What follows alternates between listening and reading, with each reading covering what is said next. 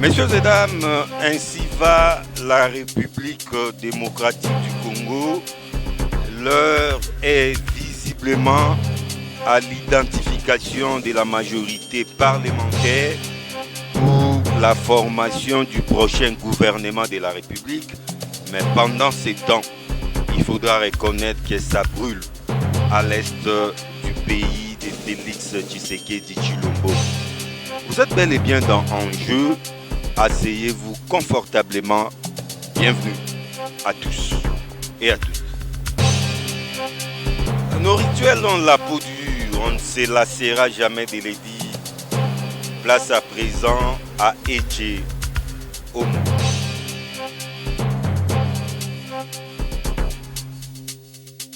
Ah oui, je suis Olivier Sambai, philosophe, enseignant à l'Université de Kinshasa et coordonnateur du cercle axiologique. Une ASPEL qui lutte contre les antivaleurs sous toutes ses formes et milite pour l'instauration des valeurs et travaille pour offrir à la société des personnes vertueuses et cherche à réaliser l'alliance entre la science et la politique pour le développement intégral et durable de la République démocratique du Congo. Messieurs Sambai, Olivier, très heureux de vous recevoir pour la toute première fois dans Enjeu. Merci, je suis honoré de l'invitation, très content de la considération que vous nous accordez. C'est un plaisir. Merci beaucoup. On s'installe. Monsieur Sambai, ça devient quasiment un refrain. Hein? On s'est habitué finalement à cette situation. Insécurité à l'Est, insécurité à l'Est. Bientôt plus de 3 décennies. Monsieur Sambai, question apparemment simple. Comment trouver une situation pérenne, une solution pérenne, voulais-je dire, à cette situation? Faut-il dialoguer? S'il faut dialoguer, avec qui faut-il dialoguer? Ou carrément la solution est ailleurs, c'est-à-dire faire la guerre? Merci beaucoup. Je pense que nous connaissons l'histoire et nous avons l'historique de cette situation. Je n'aimerais pas y revenir, parce que ça a longuement été discuté, on en a longuement parlé, on connaît l'histoire, 1994, l'opération turquoise, l'entrée de la FDL, les revendications de ceux qui avaient accompagné l'entrée de la FDL, la mise en place des stratégies du Rwanda, Ouganda et puis la communauté internationale pour exploiter nos minéraux, qui a conduit à des rébellions à l'époque, et les dialogues de Lusaka, Saint-City, qui ont conduit à des accords, parmi lesquels nous avons notre actuelle constitution, que l'on qualifie de la constitution des belligérants, juste dans le but de pouvoir mettre en place des structures permettant à ce que nous ayons la paix. Bon, quoi qu'il en soit, il y avait eu une accalmie de 2006 à 2008. 2009, il y a eu résurgence, et c'est alors que le contrat a été conclu. Et vous le savez très bien, d'ailleurs, le contrat 2009 qui accordait beaucoup plus d'espace aux rebelles. Et ce contrat n'a pas été, cet accord n'a pas été respecté. 2012, il y a eu encore urgence. Gomba était presque déjà tombé en 2013. Et puis, le gouvernement était obligé de repasser encore à la table de négociation. Négociation, encore de nouveaux accords.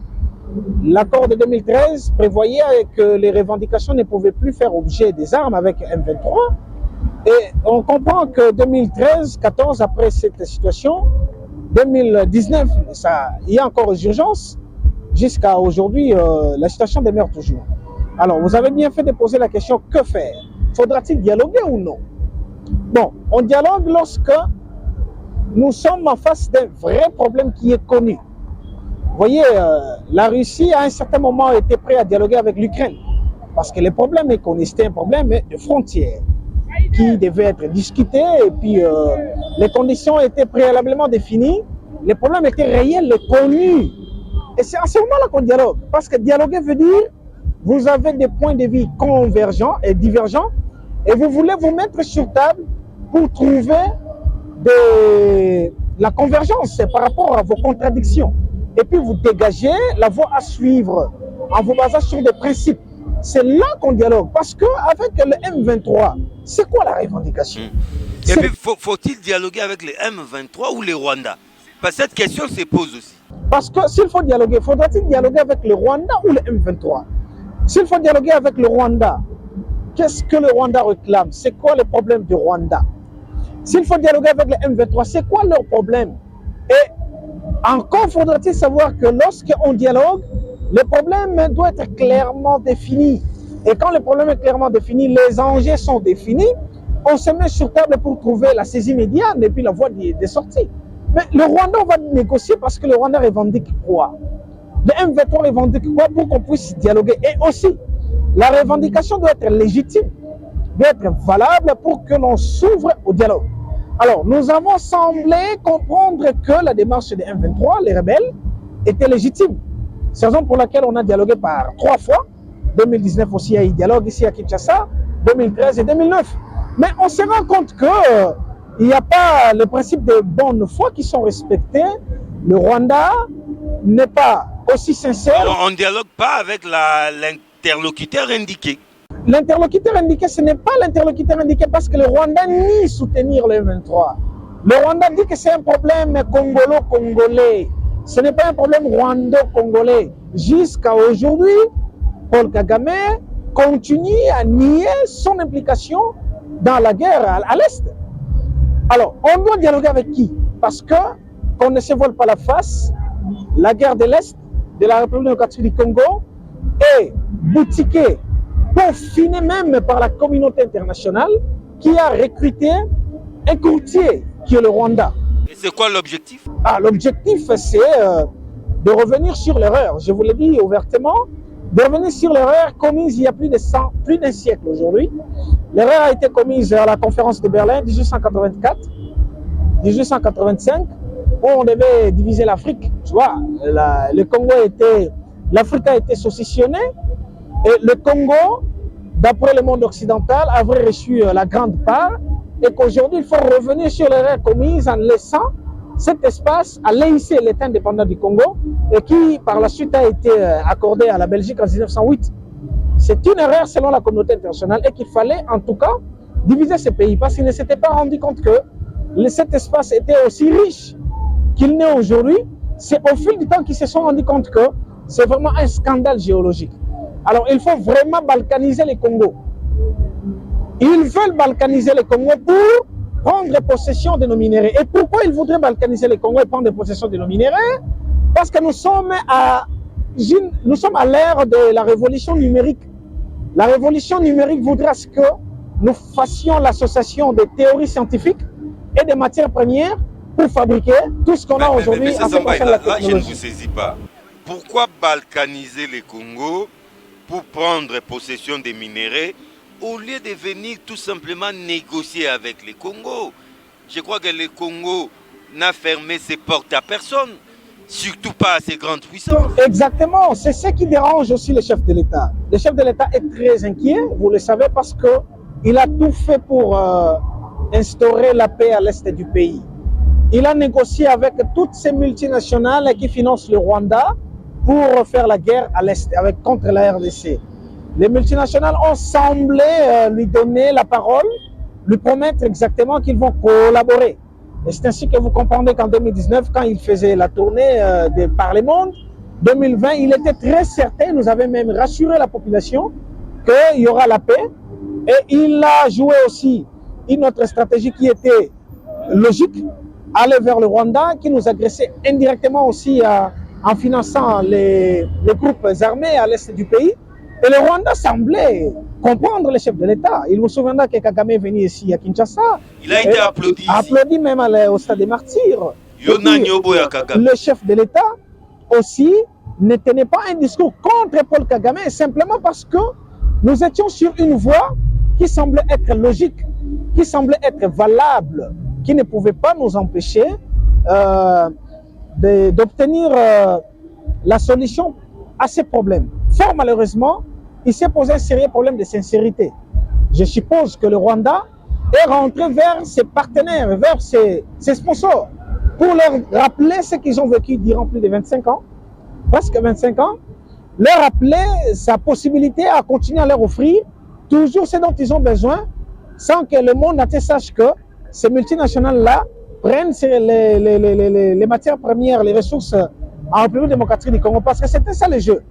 On crée un flou pour cacher notre secret, que le monde ne comprenne pas qu'on exploite les minéraux du sang, les minéraux qui se trouvent en République démocratique du Congo, pour garder le secret.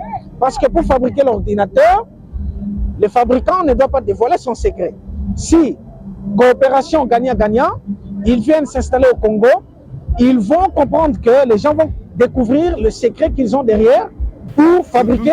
Elle préfère la contrebande. Voilà, exactement, elle préfère la contrebande pour garder la part du marché des par le monde, qu'ils soient les seuls capables à produire, à fabriquer les ordinateurs, qu'ils soient les seuls capables à fabriquer les téléphones, qu'ils soient les seuls capables à fabriquer les véhicules électroniques, voitures électriques. C'est la raison pour laquelle ils ne voudraient pas assez que collaborer directement avec les Congo. Ils veulent financer la rébellion lorsqu'on exploite les matières premières, que personne ne sache qu'exactement il s'agit des minéraux du Congo qui fabriquent les ordinateurs, qui fabriquent les téléphones, qui fabriquent les véhicules électriques. Et quand même qu'il faudra dire qu'ils pillent au Congo, nous n'aurons pas de preuves qui démontreraient noir sur blanc qu'ils sont en train de faire. Alors ils ne sont pas tellement sincères, ils ne sont pas malins, c'est la raison pour laquelle ils n'ont pas respecté les engagements ou tenu la promesse réalisée la promesse tenue au chef de l'État. Monsieur Sambaï, si tel est le tableau, je crois qu'il y a péril en la demeure. Et face à ces multinationales, c'est vraiment du David contre Goliath. Est-ce que les Congolais sont-ils conscients de ces dangers et ont-ils les moyens de faire face à cette menace? Voilà, nous avons peint les tableaux face maintenant aux propositions de solutions. Parce qu'on ne peut pas avoir cet espace pour peindre carrément les tableaux. Non, nous avons peint les tableaux, il faut maintenant proposer. Alors, en tant que scientifique, en tant que philosophe, un penseur, j'ai écrit un agenda stratégique pour sortir de cette situation. Et c'est déjà entre les mains de l'autorité, mais aussi mise à la disposition de tout intellectuel scientifique qui sera publié très bientôt dans une revue de la place. Un article scientifique pour qu'on lise, qu'on comprenne ce qu'il faut. Ce sont des propositions. Dans le monde occidental, dont on admire la beauté organisationnelle aujourd'hui, ils font confiance aux scientifiques, aux penseurs, aux philosophes qui réfléchissent sur les enjeux sociaux, sur les questions qui dérangent, qui touchent même à la vie nationale. Il faudrait que l'autorité politique apprenne à écouter les penseurs pour aussi trouver des solutions. Alors, qu'est-ce qu'il faut? La première des choses, c'est la mobilisation, sensibilisation tout azimut. Nous avons la chance aujourd'hui d'avoir les autorités qui ne sont pas des mèches avec le Rwanda, pas de façon directe. En 2009, en 2011, 2012, Kinshasa comprenait exactement ce qui s'est passé à l'Est et était complice. Je rappelle rapidement, j'ouvre une parenthèse et puis je la referme rapidement. Nous avions un ancien DG de la RTNC qui avait organisé une conférence du parti politique PPRD en 2012 à la FIKIN. Et puis, ça a été diffusé en direct. Les noms de Congolais complices à la rébellion de l'Est, ces noms-là ont été cités pendant la conférence, je me rappelle très bien. Mais juste après cette matinée politique de ces partis politiques, le PPRD, le DG de l'RTNC de l'époque a été suspendu. Je pense que vous êtes journaliste et vous vous rappelez très bien. Il a directement été suspendu. Monsieur Kolomoni. Exactement. Ce qui démontre noir sur blanc que Kinshasa à l'époque était des mèches avec les rebelles à l'Est. Il vous souviendra aussi que Paul Kagame, dans une interview accordée à la BBC en 2012-13 encore, avait affirmé que Kinshasa était au courant de tout ce qui s'est passé à l'Est du pays, de bas en haut, de haut en bas. Donc, le gouvernement de l'époque était complice de la rébellion qui s'est tramée à l'Est du pays. Aujourd'hui, nous avons la chance d'avoir le président de la République qui est nationaliste, qui est patriote, qui veut à tout prix que la paix revienne. Qu'est-ce qu'il faudrait faire? Trois choses. de façon immédiate, à moyen terme et à long terme. De façon immédiate. Il faut qu'il y ait aujourd'hui là, premièrement, la sensibilisation tout azimut de tous les corps. Non, mais la sensibilisation quand même. Non, je commence ça par a été fait. Je commence par là. La sensibilisation tout azimut de tous les corps. Bendele Kouyaté, Non, tout ça. Bendele Kouyaté, ce sont des mots. Vous avez le corps législatif, doit se réunir pour faire des déclarations. Chaque député dans son coin doit prendre position pour déclarer, fustiger tout ce qui se passe. Donc, vous voyez la mobilisation de tout le monde qui va manifester le ras-le-bol par rapport à cette situation. Deuxièmement, vous avez les corps judiciaires. Certes, ils n'ont pas droit de passer de temps en temps aux médias, mais ils doivent réfléchir sur ce qu'il faut faire pour que l'on passe vraiment à une sensibilisation.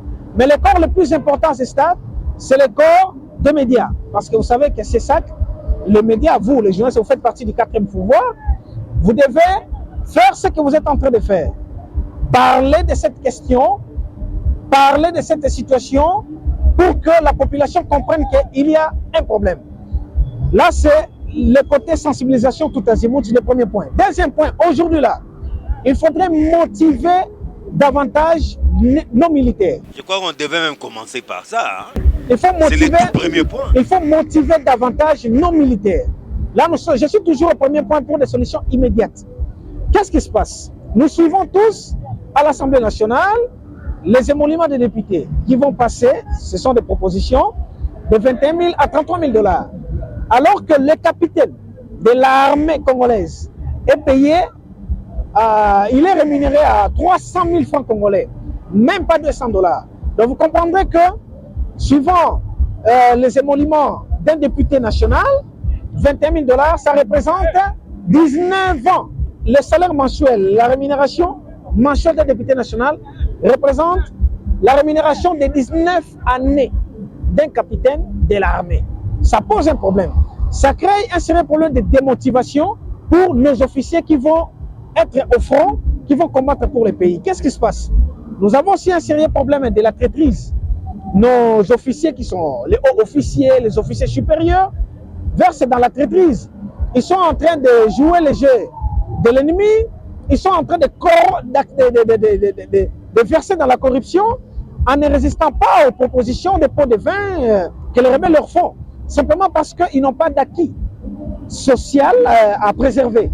Et parce qu'ils sont dans une précarité sociale, ils se retrouvent être vulnérables. Il faut lutter contre la vulnérabilité de nos militaires, de nos vaillants militaires, qui sont patriotes, qui sont nationalistes, mais ils deviennent vulnérables à cause de leur situation sociale. J'ouvre rapidement un petit tableau. Vous avez un officier supérieur de l'armée qui, certes, habite le camp, qui a des enfants qui n'ont plus l'âge de la scolarité primaire. Donc, ils ne peuvent plus bénéficier de la gratuité. Les enfants étudient dans des écoles secondaires. L'université aussi. Mais il faut payer tout ça. Mais ils sont payés à une rémunération modique. Comment est-ce qu'ils peuvent avoir l'âme de l'État pour combattre en âme et conscience contre l'ennemi? Jusqu'au sacrifice suprême. Jusqu'au sacrifice suprême. Ils sont prêts à ça. Mais lorsque une mauvaise occasion, que j'appellerais comme ça, se présente, ces rebelles proposent des centaines de milliers de $. Ils ne résistent pas. C'est la raison pour laquelle vous voyez même les hauts cadres de ces pays versés dans cette situation. Les hauts officiers, les officiers supérieurs, les généraux, les colonels, les capitaines, ils ne résistent pas parce que ce sont des négociations. On vient leur dire, voici, lorsque vous allez rejoindre ces camps, vous aurez 100 000 $. Mais il va penser à la souffrance de sa population, à la souffrance de ses enfants, de sa femme. Un bon père de famille. Un bon père de famille, il cède. C'est la raison pour laquelle on parle de la traîtrise. Souvent, les réunions stratégiques sont organisées, on monte la stratégie pour contrer l'ennemi et directement l'information est dans l'autre camp. Parce qu'il y a les minutes qui suivent. Dans les minutes qui suivent, il y a des tops au sein de l'armée. Et moi, je suppose que c'est une question de survie sociale, c'est une question. Et à cette allure, on ne va jamais gagner la guerre. À cette allure, la motivation ne suit pas comme il se doit, parce que qu'est-ce qui fait en sorte qu'il y ait le nationalisme et le patriotisme? Le problème, c'est que les gens acceptent à mourir, aller jusqu'au sacrifice suprême quand ils pensent aux acquis sociaux. C'est-à-dire quoi? Je mène une vie décente. Mes enfants, quand ils sont malades, ils bénéficient des soins de santé appropriés. Ils vont étudier dans des bonnes écoles. Ils étudient calmement. Je ne me tape pas la tête pour payer les frais académiques. Je ne me tape pas la tête pour payer les frais scolaires pour ceux qui sont à l'école secondaire. Et à ce moment-là, quand ils voient un rebelle, ils se disent, oh, mais celui-ci vient de semer la terreur, la désolation pour perturber la quiétude que nous avons dans notre pays. En tout cas, je vais me casser, je vais me tuer. C'est ce qui se passe avec le nationalisme lorsque nous sommes dans l'armée. Mais lorsque nous n'avons pas des acquis sociaux, qu'est-ce qui se passe? Il y a la vulnérabilité lorsque quelqu'un se présente pour corrompre. Donc, première stratégie de façon rapide et immédiate, c'est de mobiliser les corps sociaux et d'améliorer les conditions sociales de nos vaillants soldats, de nos vaillants militaires qui sont prêts à donner ce qu'il faut pour finir cette guerre.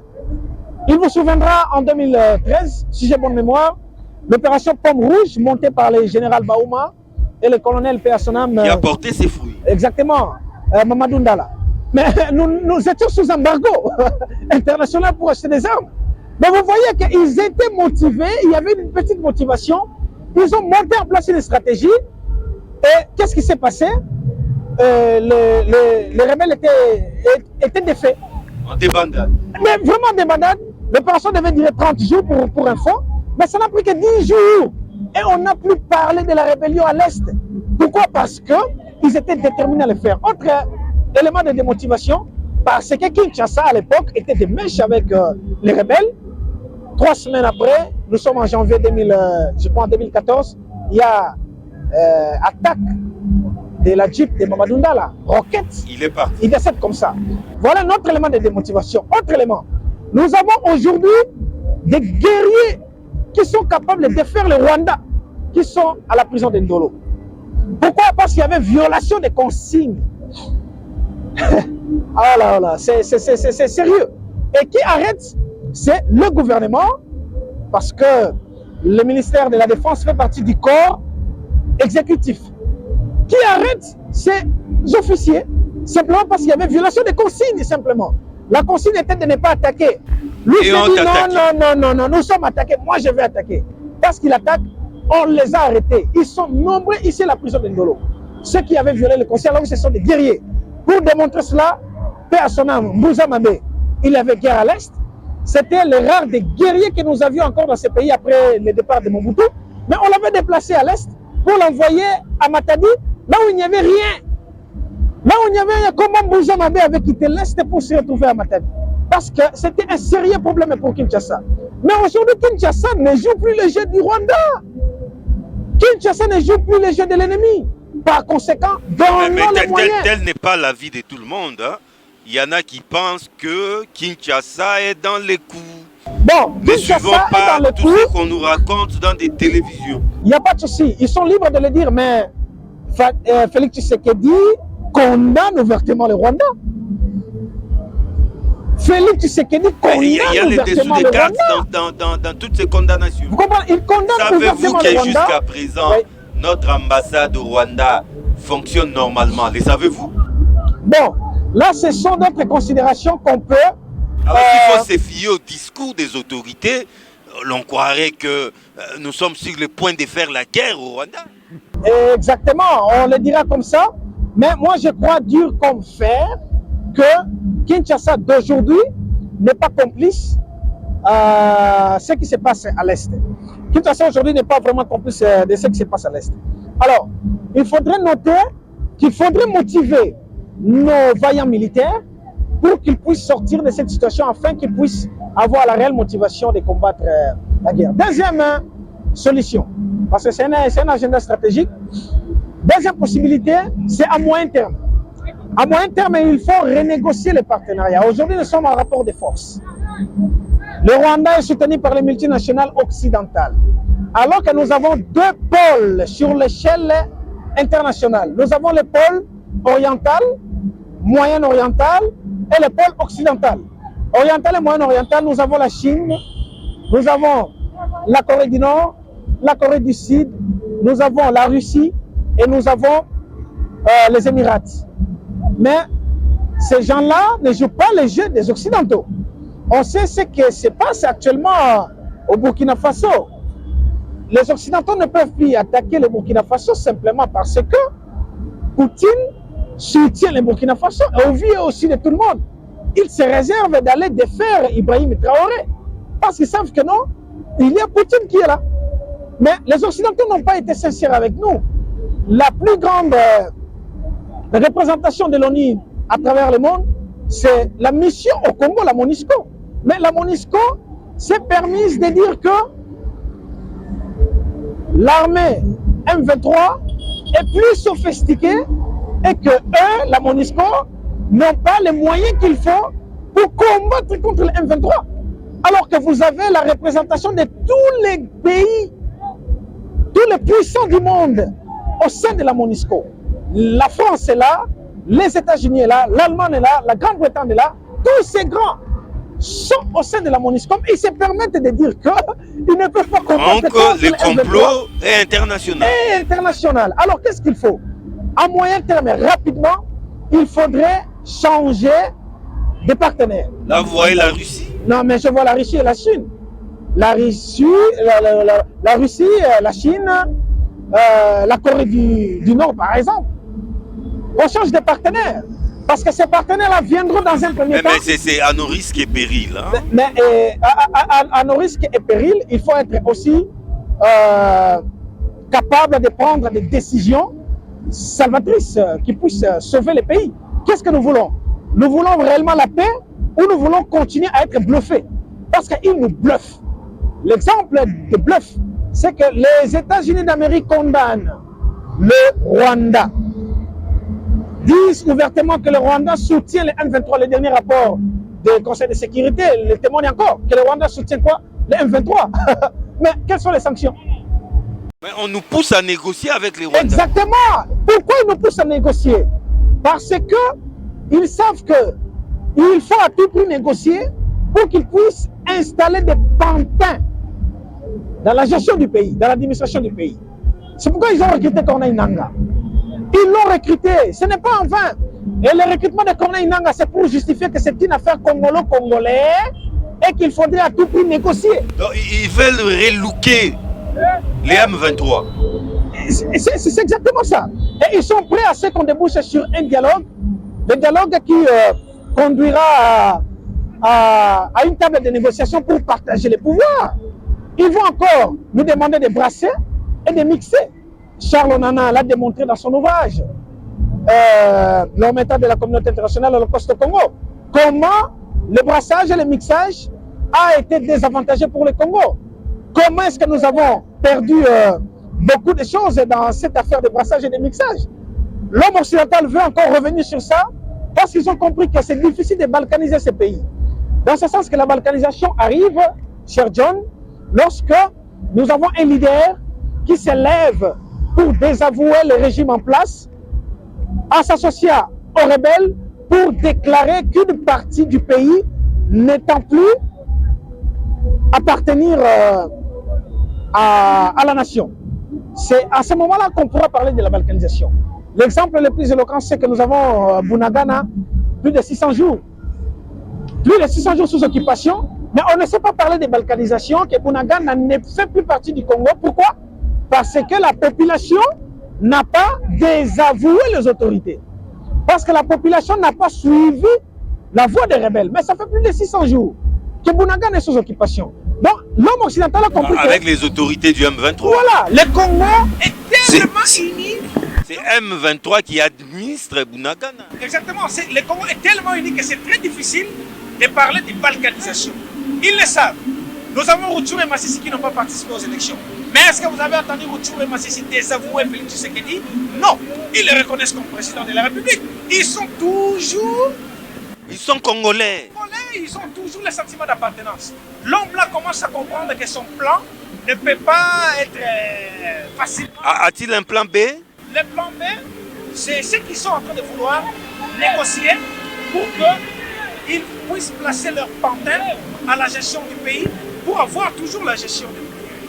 Alors, À moyen terme, comme je l'ai dit, c'est rapidement décaisser les budgets parce que le chef de l'État dit les 10% des budgets sont alloués à la défense. Je pense que le gouvernement a déjà acheté des armes, mais qu'on achète davantage des armes pour étudier la stratégie, comment défaire les rebelles. Parce que pour l'instant, on accuse le Rwanda, certes, mais le Rwanda est en train de nier. Avons-nous vraiment des preuves que le Rwanda soutient? Les États-Unis disent que le Rwanda soutient les M23. Le Rwanda est en train de nier.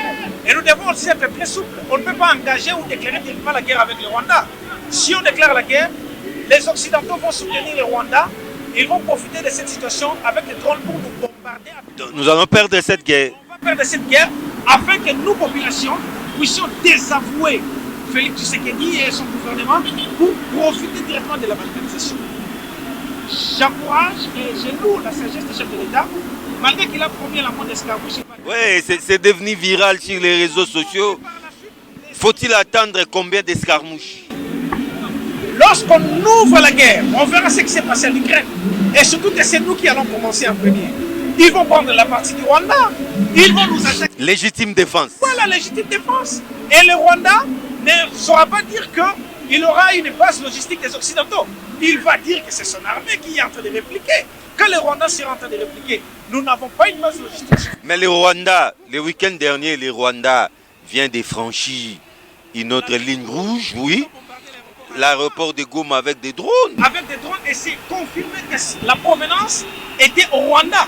Alors, nous ne sommes pas en possession ou en possibilité de déclarer ouvertement la guerre parce que nous n'avons pas la base logistique qu'il faut. La MONUSCO ne nous a pas bluffé quand elle a dit qu'elle n'a pas l'armement qu'il faut pour défaire les M23. Et c'est... Non, mais c'est pas, après tout, c'est pas le job de la MONUSCO. La défense et l'intégrité du territoire national, c'est le job des forces armées de la République démocratique du Congo. Je propose que rapidement un contrat, soit un partenariat soit conclu, qu'on change de partenaire, parce que les Occidentaux ne sont pas sérieux. Mais c'est Sambaï, mais là... Non, avant d'y aller, mais c'est quand même un cercle vicieux. Alors, si nous ne sommes pas au jour d'aujourd'hui, ici et maintenant, de faire la guerre au Rwanda, mais finalement, ce pays est laissé à la merci des Occidentaux alors. Ce pays n'est pas laissé à la merci des Occidentaux, que nos autorités prennent conscience qu'il nous faut en tout cas changer de partenaire. Recourons, comme le Burkina Faso l'a fait, à la Russie. Carrément. La Russie peut nous venir en aide. Même si ça va nous coûter cher. Exactement. Recourons à la Chine va nous venir en aide. Recourons à la Corée du Nord, voilà, ils vont nous venir en aide. Et la solution immédiate sera trouvée. Parce que le Rwanda est en train de se ragaillardir, parce qu'il connaît ce qu'il a comme munitions, il connaît sa base logistique, il se ragaillardir du fait qu'il a été aussi soutenu par les Occidentaux. Alors, passons outre cette situation, assumons-nous, prenons les risques. Qui ne risque rien. Monsieur Sambaï, je crois qu'on aura un acte 2 avec vous, parce que la matière est tellement abondante, tellement complexe aussi. Mais parce que la télé, c'est le temps. Je vous donne la parole, c'est pour atterrir. Quel est ce message fort que vous allez lancer d'abord au peuple congolais, ensuite au gouvernement congolais pour mettre finalement fin à cette horrible situation de l'Est? J'appelle le peuple congolais à la résistance. Je joue ma partition. Les intellectuels doivent jouer leur partition. Je félicite M. Freddy Moulumba qui continue à sensibiliser la population contre la balkanisation, que la population fasse la résistance, et l'on continue à dénoncer, à déclarer comme l'ont fait les footballeurs à la CAN, que nous ayons le luxe de perdre même nos avantages comme l'a fait Héritier Nouveau, qui a accepté de perdre ses avantages au Rwanda en tant que footballeur où il était payé. Et il est revenu ici. Donc prenons tous conscience que le Congo nous appartient. Faisons la résistance en dénonçant, en faisant des actes qu'il faudrait justifier le fait que nous ne sommes pas contents avec ce qui se passe et condamner ouvertement le soutien des M23, le soutien de la communauté internationale. Voilà ce que nous devons faire et aussi le gouvernement a sa part de responsabilité dans cette situation. Monsieur Olivier Sambaï, comme je l'ai dit, on va vous retrouver très bientôt pour poursuivre un peu cette émission, poursuivre nos analyses, surtout parce que cette situation à l'Est n'a fait qu'être durée. Pour le moment, on vous dit au revoir. Merci beaucoup, M. John, pour l'invitation. Le plus important, c'est que les autorités comprennent, suivent les propositions que nous formulons. Pas les analyses que je fais, mais les propositions. Parce que la plupart de ceux qui font des analyses, mais ne font pas des propositions. Moi, en tant que philosophe intellectuel, je donne des propositions à faire valoir aux autorités pour la solution au problème. Messieurs et dames, la situation à l'Est encore et toujours, ça devient un refrain, mais avec un peu de réflexion, on peut trouver une solution pérenne à cette horrible situation. Je crois que mon invité l'a dit. Je vous retrouve très prochainement pour un nouvel épisode des enjeux. Au revoir.